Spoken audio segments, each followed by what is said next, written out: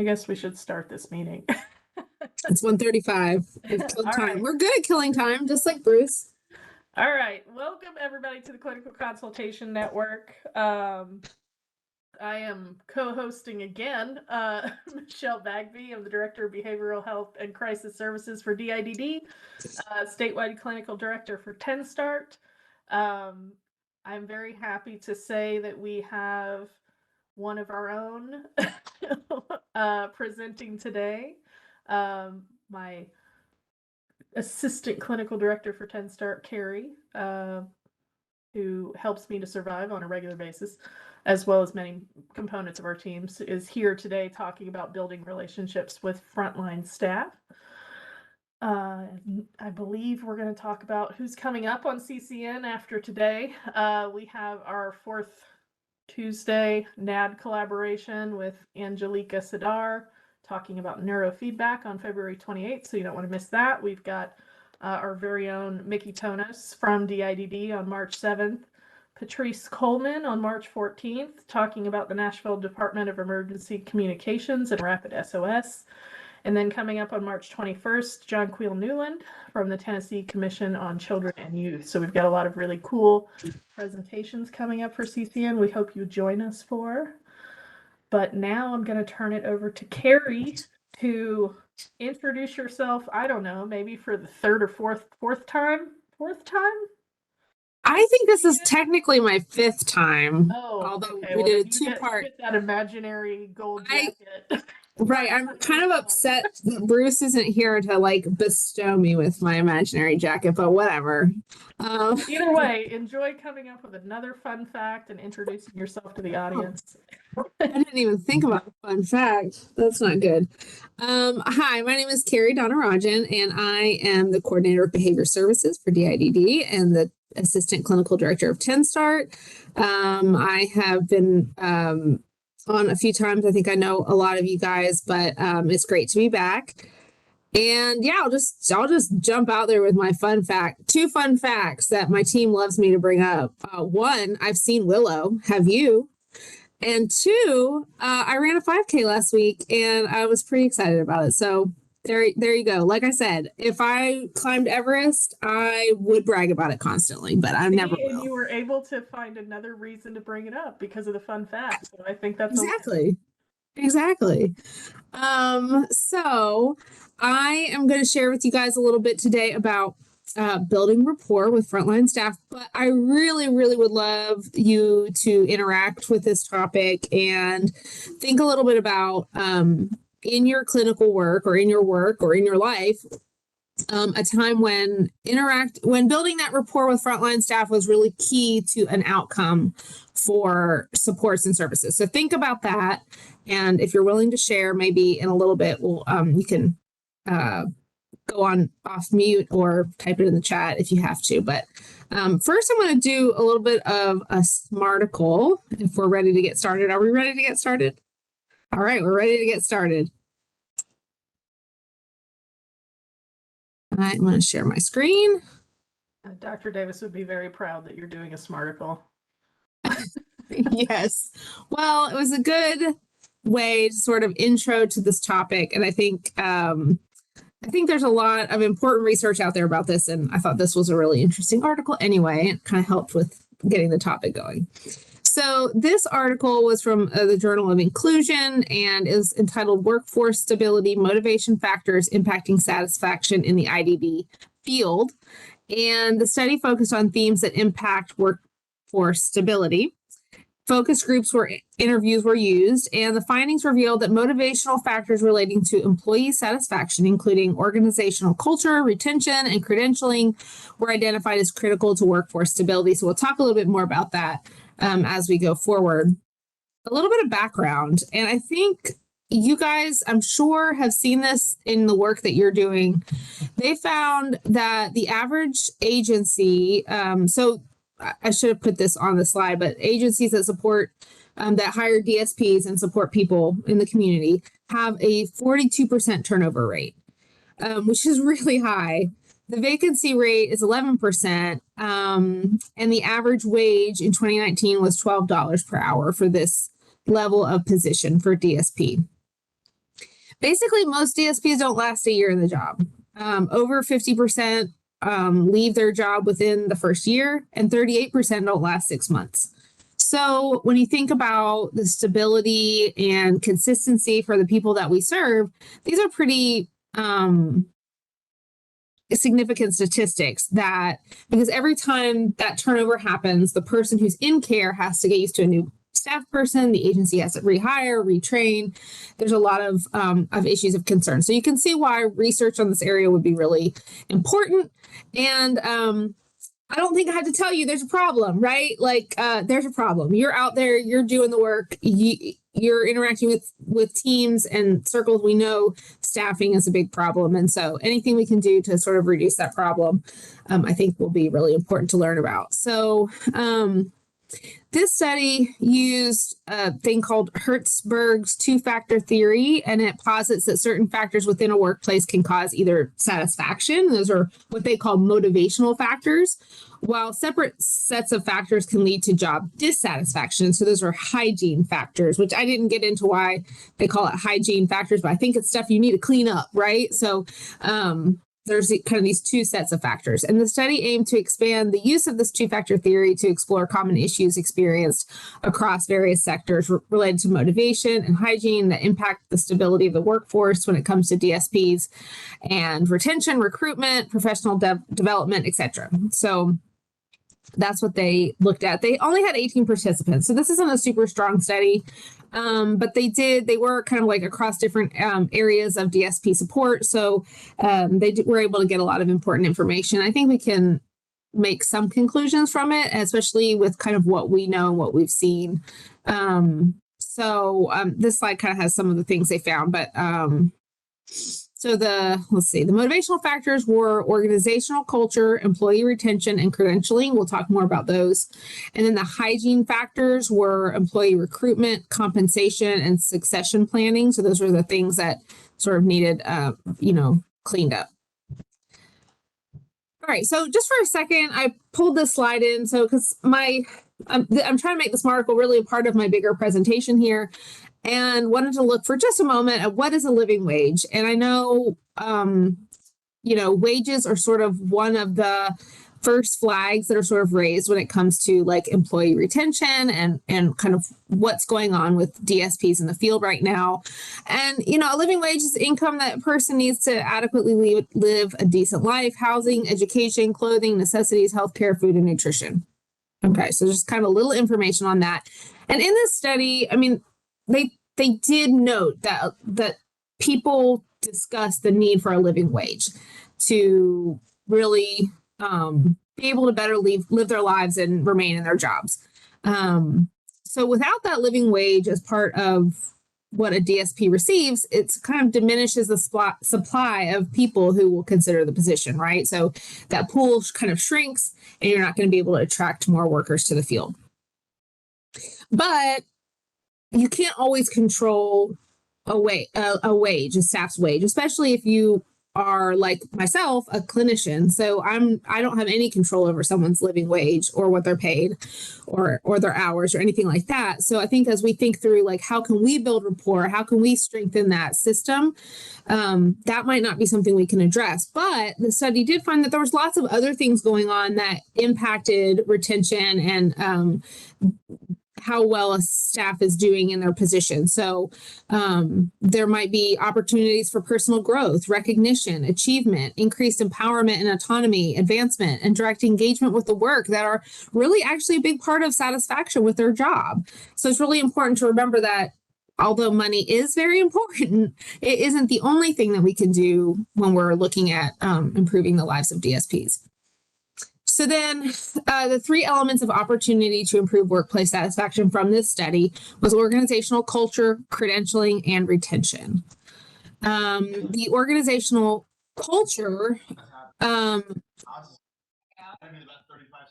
okay, I think somebody's unmuted, but common discussion points within this element reflected the importance of embracing the practice of taking an interest, checking in, responding to employees by actively listening to their concerns and ideas.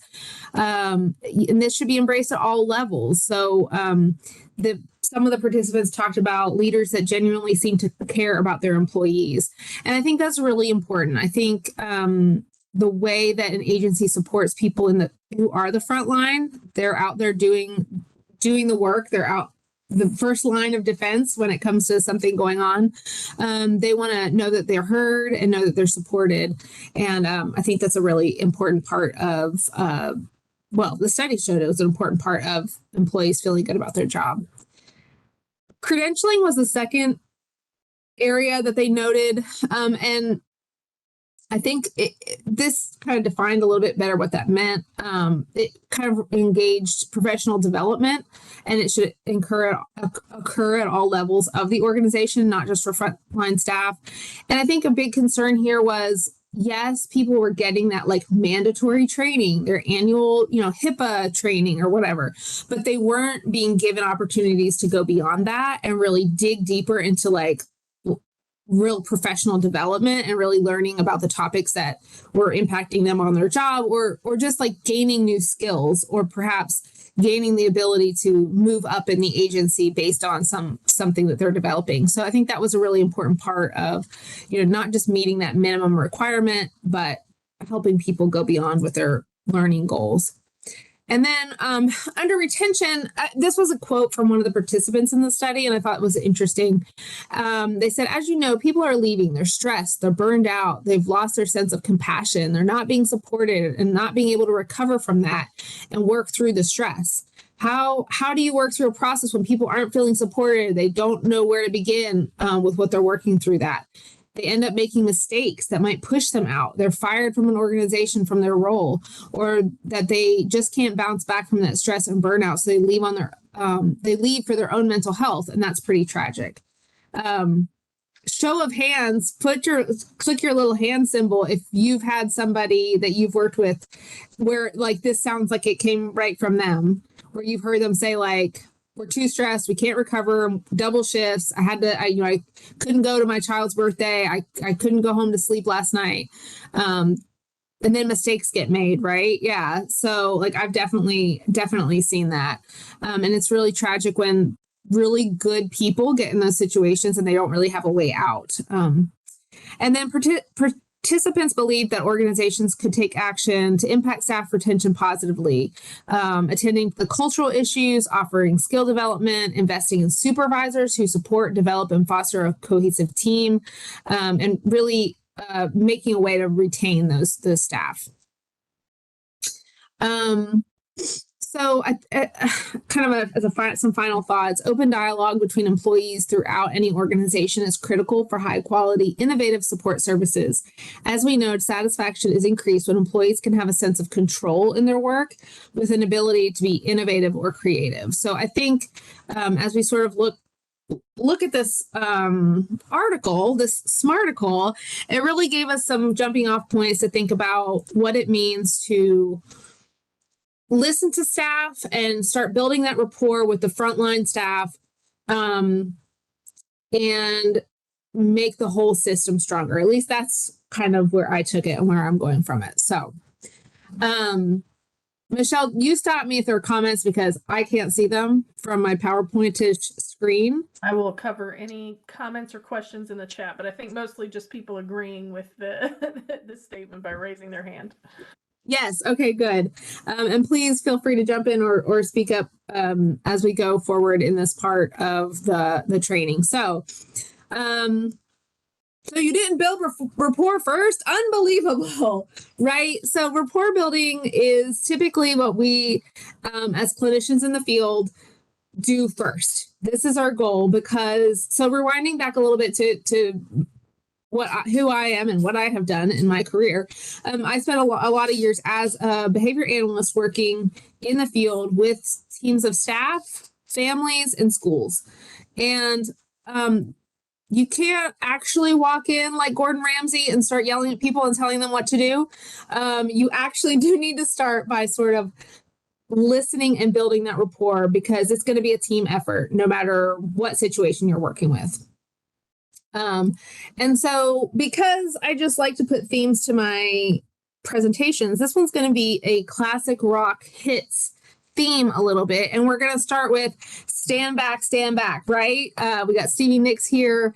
And the first line is, no one looked as I walked by, just an invitation would have been just fine. Direct support professionals want to be seen and heard, just like all of us. I had a DSP I worked with in Columbia, Tennessee, tell me if only they would just say thank you. I don't need a raise.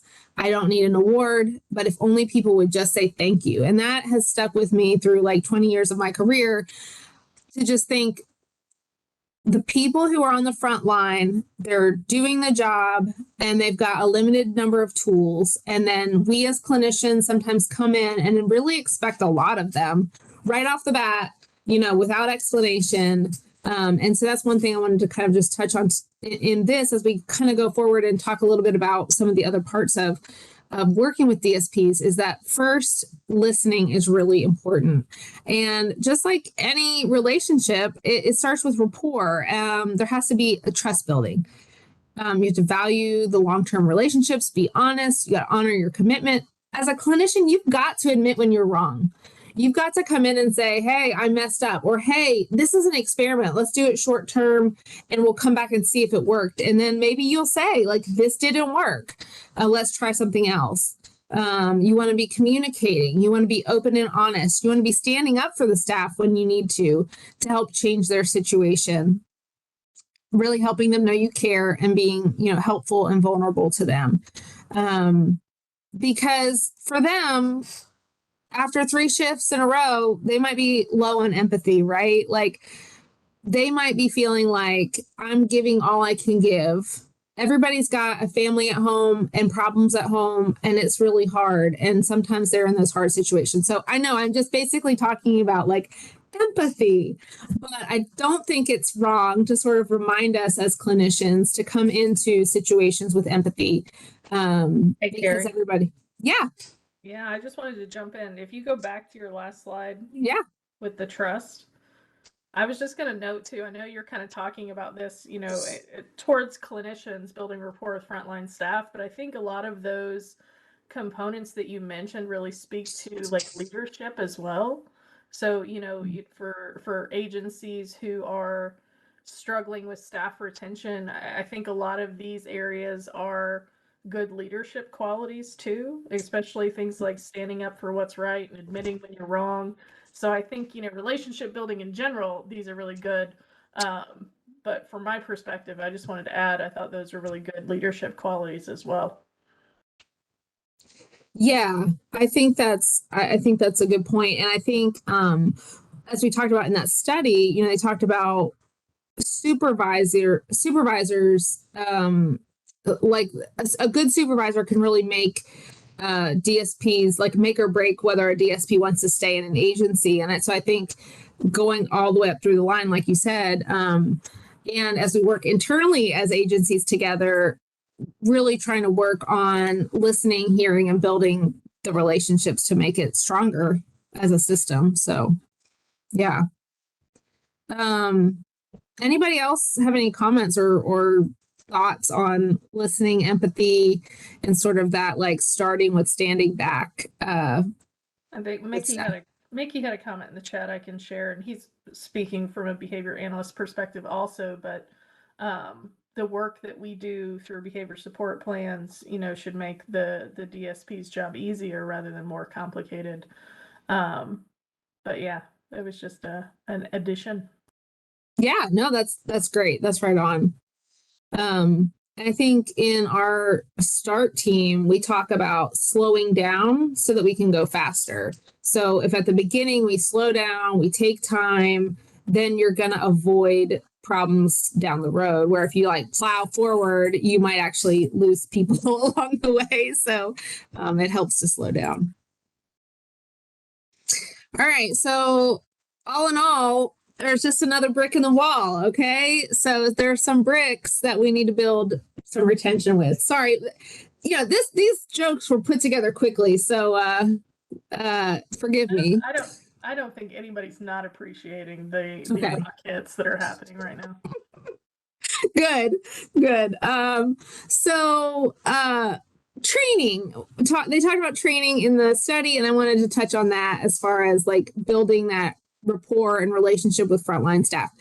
Had no training at all, still did his job. That's not what we're going for. Okay, we want more training. You must have, and it's really there are, like we said in that study, there are required trainings. Everybody's got to check it off. You know, the in the state we have like the nepotism training and the HIPAA training and the cyber awareness. Okay, we're checking these off, but those aren't the ones that are really digging us deeper into being better at our work. And it's sounds like from this study, and I think I've seen this, that DSPs really they want to do their work better, just like all of us. So everybody get some training. Really leaning on clinicians to lead trainings for, if it's your agency and your staff, lean on those clinicians. And us as clinicians, we really need to be out there. The best, this is just like a quick list of like good training advice. Being in person, leaving space for questions. Expect some competency checks in person. So if you're, like for us, BCBAs, we want to go back out and really observe that training and observe the skills in practice and then go back and give feedback. Like, okay, we trained on it. Now you did it. Here's what you did right. Here's some areas to grow. Here's some things to change. And as agencies, you can request retraining. Like, some of my staff missed it, or we didn't really quite get it. And I know train the trainer is something that's often used, but that can sometimes really water things down. So when you're using train the trainer, just be sure that I would say use that as the last resort. And if you're doing it, make sure that the clinician is checking in to be sure that the things that are being trained are really matching up with the intention and the behavior plan. And like Mikey said, like as a behavior analyst, we're writing these things to make life easier, to deal with issues, and to really gain progress. But if that's not happening, we need to kind of come back and reassess. And that's it. We had a few comments in the chat. I just want to throw in, Carrie. So one person said getting staff input and assistance in developing interventions seemed to be very important in their experience, especially getting staff buy-in. So making them a part of the process on what you're training on. Mickey added, slowing down. Sometimes we need to embrace the basics of support before higher order interventions and outcomes are possible, which very much, kind of builds on that building relationship hierarchy of needs. We've got to have a good foundation, right? Yeah. Yeah, for sure. Yeah, those are great points about training. And I think also in hearing what staff want more training on, I think in some of the circles, we've trained on like diagnoses or interventions, just different things that the staff is like, we want to know more about this. Executive functioning is one that I think our staff has come up with some trainings on. And it's like, once they hear that in context of the person they support, it really has helped them get a better picture of what to do. They feel better about their job afterwards. So, and then, like I said, making better supervisors to help people have the quality of life in the community. Part of that is empowering direct support staff to make decisions and equipping people to be better supervisors as well. I'm sorry, I think this was feedback. This came from that article as well, but a lot of the research indicates that people don't leave jobs, they leave their supervisors. If I could have my number one priority met for this field, it would be to equip supervisors to be better supervisors. That would help people not leave the field so much. So that was just someone's feedback who took that study.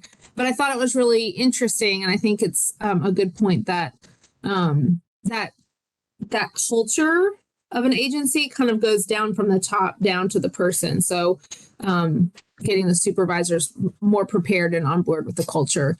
And some of the best agencies I've seen, you can see it in the supervisors. They're there, they're present, they answer the phone, they're quick to provide support, and you feel the difference. And I think that's really important.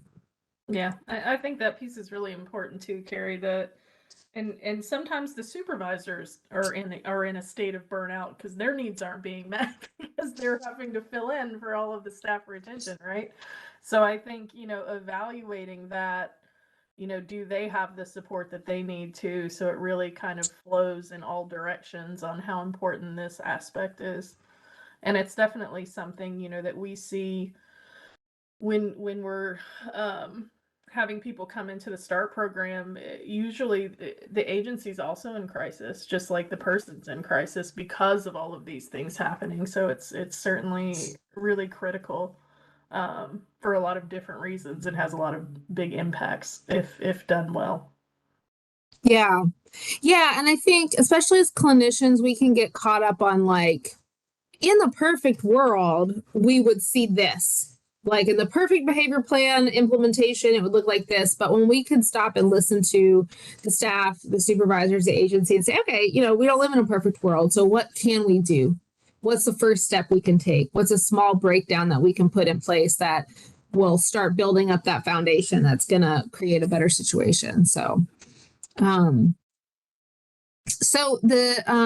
online, there's a DIDD DSP toolkit, and the link is there. But if you type in DID DSP toolkit, you'll find it.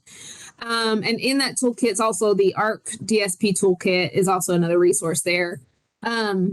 There's really a lot of good resources in that section for training, for staff retention, for ideas, about, for the DSP or for an agency that hires DSPs. So I just would suggest if you want to get more information on some ideas like that, that's a good resource to go to.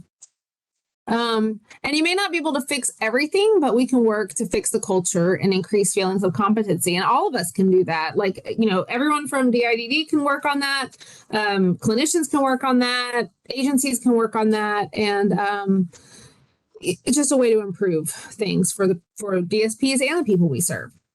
So pivot. We're going to pivot a little bit to another aspect. So this is kind of moving toward clinician working with DSP. So I'm going to focus a little bit on something that's a little more specific to that. And instead of she blinded me with science, she blinded me with data.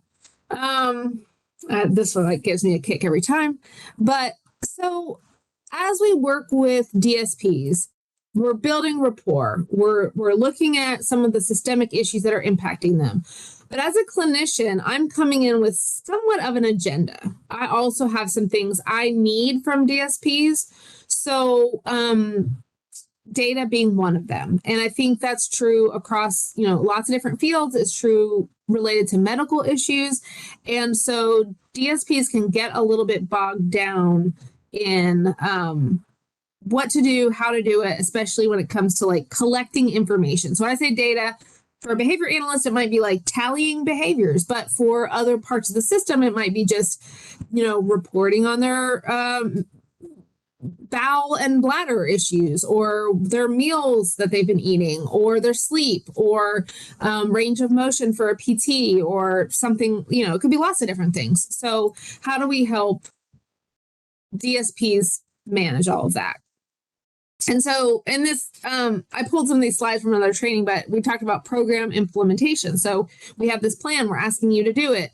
And we need the data to sort of help us know how it's going. And so like Chris Farley, how's your New Year's diet going? Well, I don't mean to brag, but I finished all 14 days of diet food supply in 3 hours and 20 minutes. So just to be clear, we have different measures of success. Like it's not about eating all the food. It was about, not eating it until the full 14 days. So we want to be sure that the people that we're working with and that we're supporting as DSPs understand what we're looking for, why we're looking for it, and really kind of come on board with what we're doing. So good plans happen when we work together. So here's Bill and I, we're going to work together and good things are going to happen. I think it's really important that as we work on the details of what we want, so that maybe that's data collection or implementation of an intervention for a DSP, they understand what we're doing, why we're doing it, and that they have given feedback in that process. Like we were talking about, when you ask them what they want to know more about, maybe that's where you start with your data collection, what they're most concerned about, because getting them on board with you is going to get you a lot further to implementation of something that's working.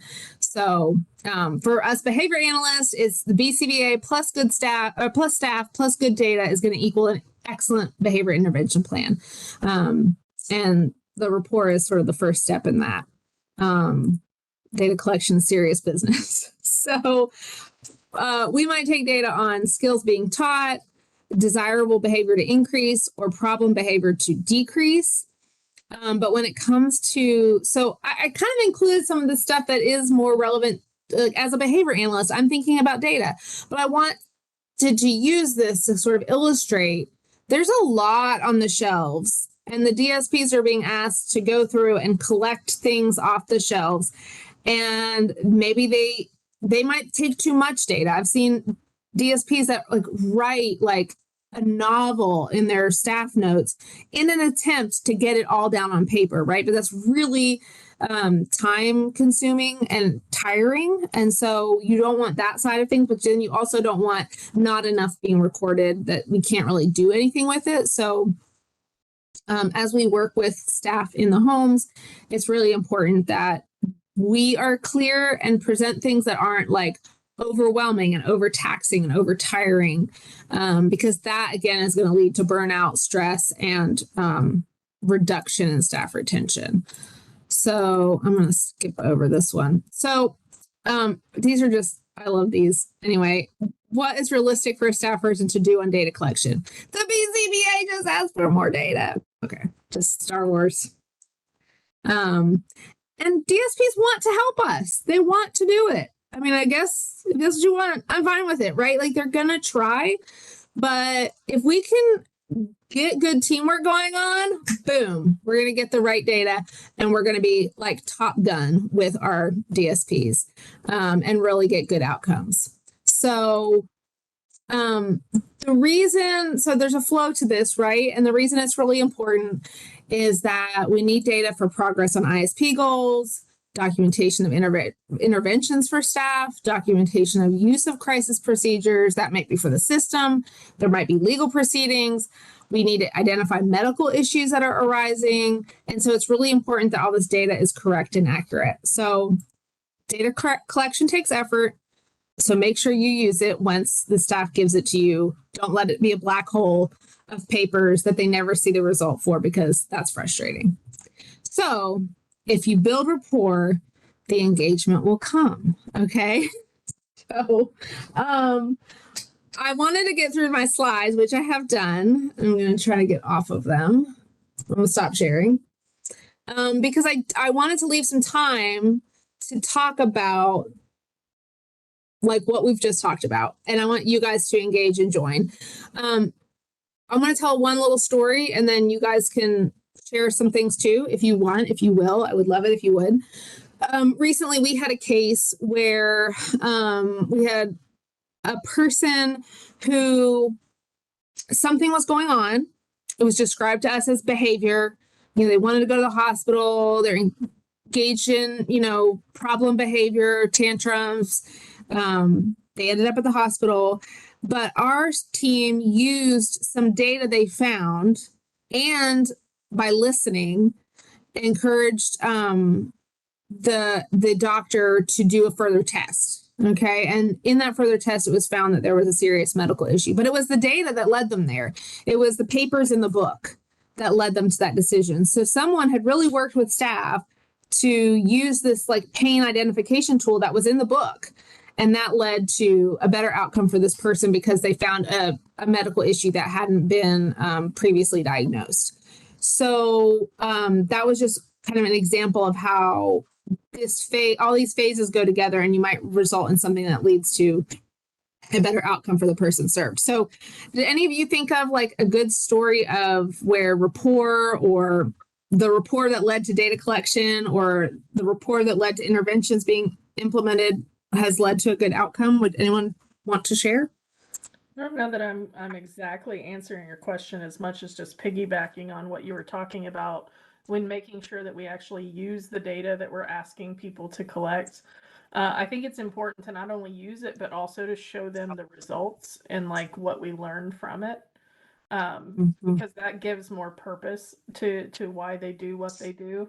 And examples like you're talking about right now, Carrie, did we go back and strike spot the DSPs who took that data that led to that determination? I think that's important too, is recognizing, without your input, we wouldn't have come to this conclusion and gotten this result. So I think that piece is really important too, and part of the relationship fostering, right?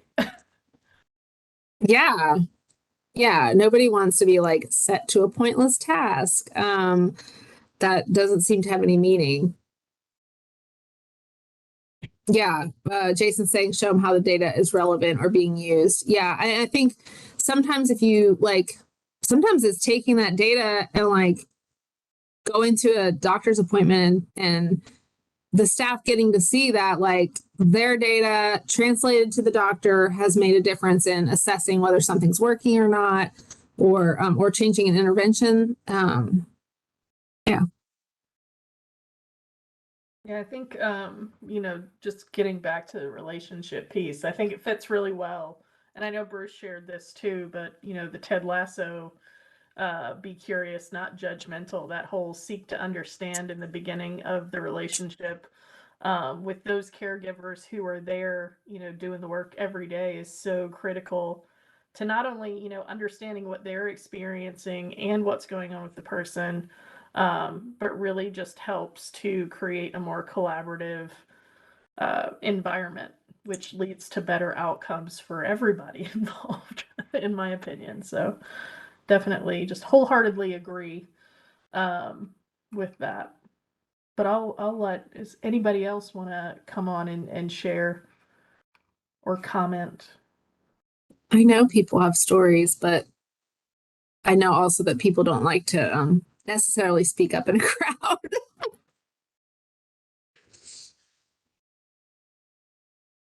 While people are thinking about working up the confidence for that, I put a lot of the kind of DSP staff development certification resources in the chat, since that was talked about as something that can help improve staff retention. I think, getting back to that basic needs and making sure that there are things in place like mental health supports and just general support from leadership and their peers is really crucial, though. I like that part a lot. Mm-hmm.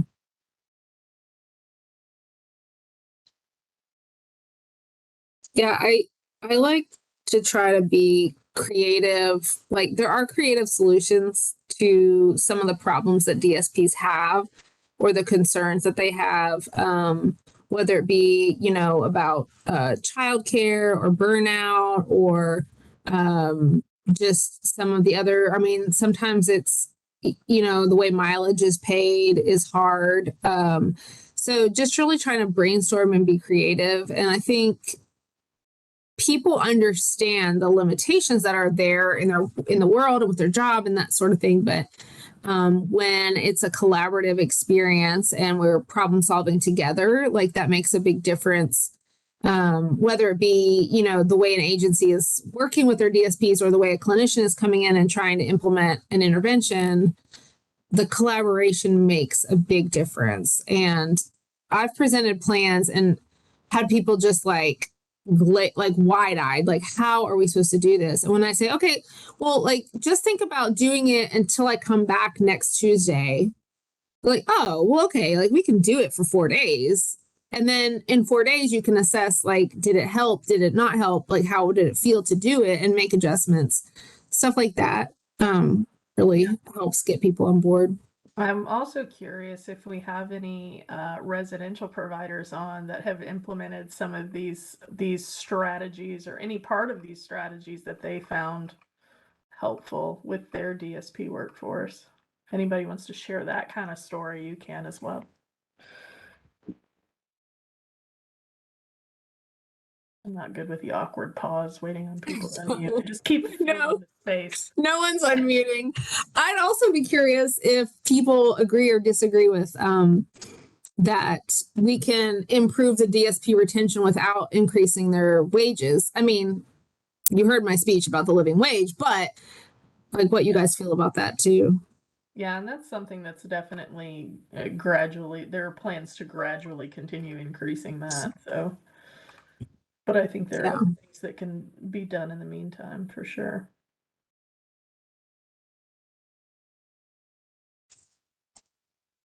I got a thumbs up on that one. All Yeah, right, so we got a my name is reaction. Tao. I'll go ahead and share a little bit. Yeah. So I think the one thing that you said that resonated with me is that the reality is we can't change their wages, right? As clinicians, that's not even something that we can consider, talk about. I mean, we can't fix that.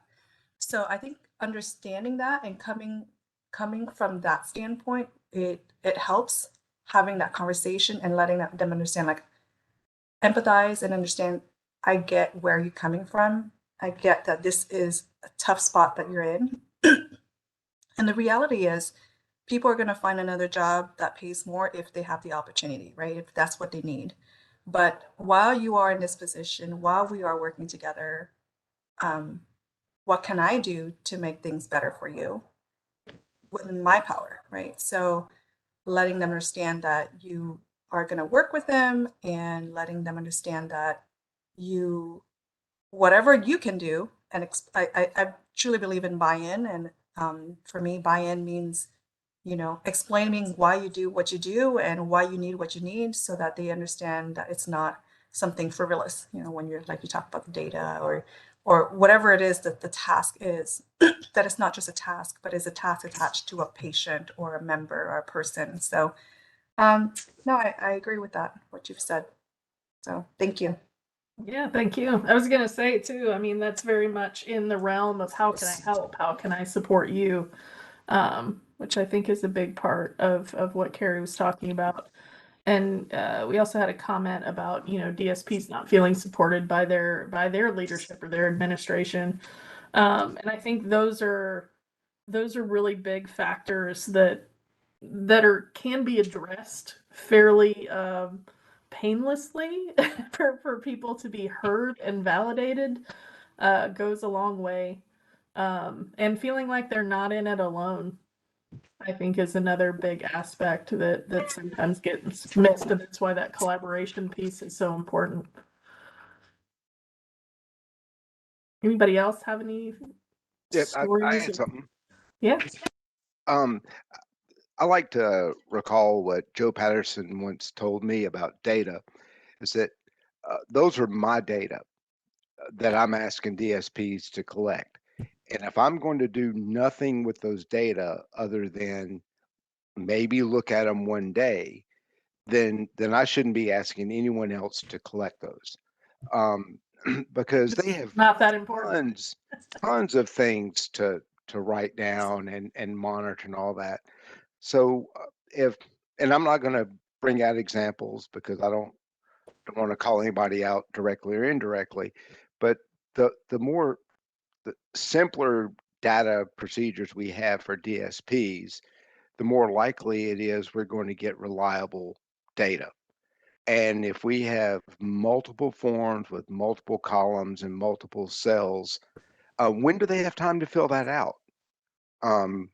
While they're, fixing meals and mopping floors and all those kinds of things.